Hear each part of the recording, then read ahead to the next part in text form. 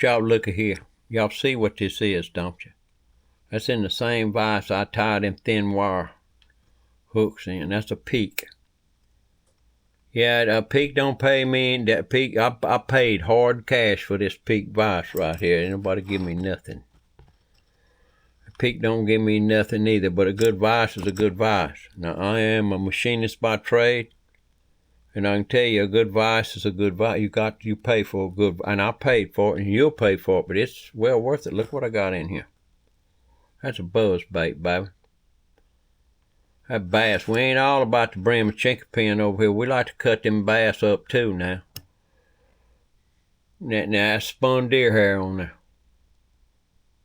That's what that is. I just wanted to show that to you. In lieu of a skirt. That's spun deer hair. And that deer hair has been on this thing for a while. It lasts. Little buddy, and you can treat it where they're trying to help you float a little bit. Take a little weight off that head.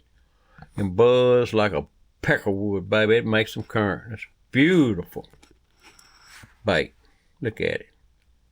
Yes, sir.